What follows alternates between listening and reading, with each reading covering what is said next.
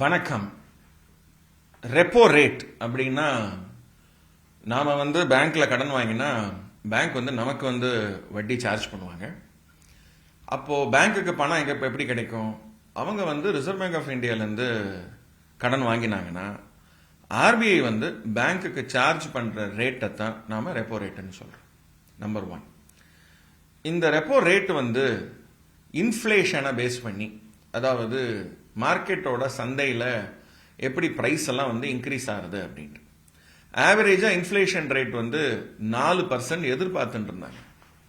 ஆனா கடந்த 6 மாசமாக இந்த இன்ஃப்ளேஷன் கொஞ்சம் கம்மியா இருக்கு.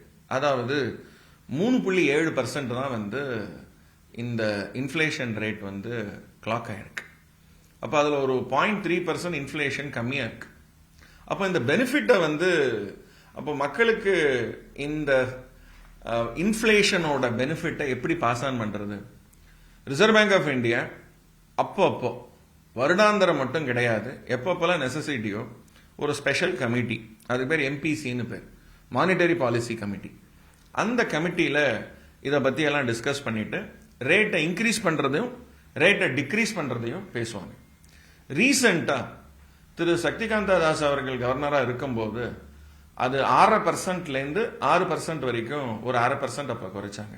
அப்ப இருக்கிற இதே மானிட்டரி பாலிசி கமிட்டியோட ரெக்கமெண்டேஷன்ல. இன்னைக்கு எஸ்பெஷலி இந்த கமிட்டி ஒரு 3-4 நாளா நடந்துட்டு இருக்கு. அந்த கமிட்டியோட ரெக்கமெண்டேஷன்ஸ் பிரகாரம் இன்னொரு 1/2% இப்ப குறைச்சிருக்காங்க. அதாவது 6%லேருந்து இந்த பிரசன்ட் இனி இருக்கிற டேட் ரெப்போ ரேட் 5.5% ஆயிருக்கு. 1/2% குறைஞ்சிருக்கு. சரி, இந்த ரேட் இன்னும் குறையறதுக்கு வாய்ப்பு இருக்கா? வாய்ப்பு இருக்கு. நீங்க கொஞ்சம் பின்னாடி போய் பாருங்க.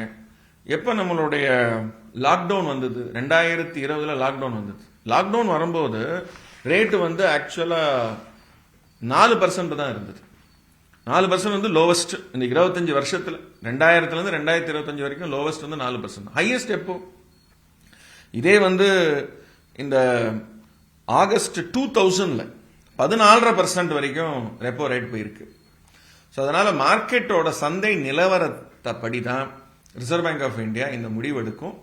இந்த ரெப்போ ரேட் 1/2% குறைஞ்சதுனால எல்லா விதமான interest rates, especially housing loans, personal loans, இதெல்லாம் ஃப்ளோட்டிங் ரேட்ல இருக்கோ அதெல்லாம் இஎம்ஐஸ், அதனுடைய ரீபேமெண்ட் ஸ்ட்ரக்சர்ஸ் எல்லாம் பெனிஃபிஷியலா இருக்கும் மக்களுக்கு. பிக்சட் ரேட்ல அவங்க லோன் எடுத்திருந்தாங்கன்னா அந்த பெனிஃபிட் அவங்களுக்கு பாஸ் ஆகாது. ரெப்போ ரேட் 0.5% குறைச்சதுனால 1/2% குறைஞ்சதுன்னா என்னுடைய லோன் ரீபேமெண்ட்ல என்னோட இஎம்ஐ குறையுமா குறையாதா? இது நல்ல விஷயமா அப்படின்னா இதை 2ஆ பிரிச்சுக்கணும். நான் கடன் வாங்கும்போது கடன் கொடுக்க வேண்டிய வட்டி பிக்சட் ரேட்ல நான் வாங்கியிருந்தா இந்த ஆர்பிஐ ரெப்போ ரேட் 1/2% குறைஞ்சதோட இம்பாக்ட் பிக்சட் ரேட் லோன் பாரோவர்ஸ்க்கு கிடைக்காது. ஆனா வேரியபிள் ரேட்ல சந்தை மதிப்போட இருக்கும். அதுக்கு பேர் ஃப்ளோட்டிங் ரேட்னு பேர். ஸோ ஃப்ளோட்டிங் ரேட்ல அவங்க லோன் வாங்கியிருந்தாங்கன்னா அது ஹவுசிங் லோனா இருக்கலாம், பர்சனல் லோனா இருக்கலாம், கார் லோனா இருக்கலாம், ஸோ எதுவும் இருக்கலாம். ஸோ அப்போ இந்த பெனிஃபிட் பாரோவர்ஸுக்கு, யார் கடன் வாங்கியிருக்காங்களோ அவங்களுக்கு பாஸ் ஆகிறதுக்கு அந்த சாத்திய கூறுகள் உண்டு. ஏன் சாத்திய கூறுகள் உண்டுன்னு நான் சொல்றேன் அப்படின்னா, சில அக்ரிமெண்ட்ல பை டிஃபால்ட்டா ரேட் குறைஞ்சதுன்னா நாங்க பெனிஃபிட் கொடுப்போம், ரேட் ஏறித்தினாலும் நாங்க இன்க்ரீஸ் பண்ணிடுவோம் வட்டியை, அதே மாதிரி இஎம்ஐயோட அமௌண்ட் இன்க்ரீஸ் ஆகும் எழுதியிருப்பாங்க. சம்டைம்ஸ் இன்க்ரீஸ் ஆச்சுன்னா இஎம்ஐ இன்க்ரீஸ் பண்ணுவோம், குறைஞ்சதுன்னா நீங்க ரிக்வஸ்ட் கொடுத்தீங்கன்னா நாங்க பரிசீலனை செய்வோம் அப்படிங்கிறது அக்ரிமெண்ட்ல இருக்கும். ஸோ லோன் அக்ரிமெண்ட் நீங்க சைன் பண்ணும்போது, especially floating rate interest sign பண்ணிருந்தீங்கன்னா அந்த இடத்துல என்ன ஷரத்து போட்டிருக்கு, என்ன கண்டிஷன் போட்டிருக்கு அப்படின்னு பார்த்துட்டு தான் நீங்க அந்த பெனிஃபிட்டை கிளைம் பண்ண முடியுமா முடியாதா, உங்களுக்கு அந்த பெனிஃபிட் வருமா வராதாங்கிறது நீங்க ஒரு முடிவுக்கு வரணும். எத்தனை பேருக்கு இந்த வட்டி விகிதம் குறைஞ்சதுனால பெனிஃபிட் வரும் நடுத்தர மக்களுக்கு அப்படிங்கிற ஒரு கேள்வி எல்லார் மனசுல இருக்கும். அதுக்கு ஆன்சர் அந்தந்த பேங்க் அவங்க தான் பதில் சொல்ல முடியும். ஏன்னா எத்தனை பேருக்கு இந்த பெனிஃபிட் அவங்க கொடுப்பாங்க.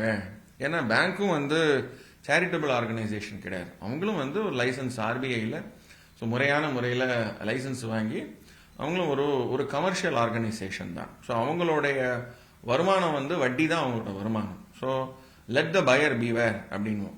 ஸோ அதாவது நாம் அக்ரிமெண்ட்டில் கையெழுத்து போடும்போது நாம தான் வந்து விஜிலண்ட்டாக இருக்கணும். அதில் என்ன கண்டிஷன் போட்டிருக்கோ, ஸோ இப்போ குறைஞ்சதுன்னா நம்ம கேட்டால் கிடைக்கும் அப்படிங்கிற மாதிரி அதில் கண்டிஷன் இருந்ததுன்னா நீங்கள் ஒரு ரிக்வஸ்ட் லெட்டர் கொடுக்கணும். கொடுத்தா ஒரு 0.5% குறையும்.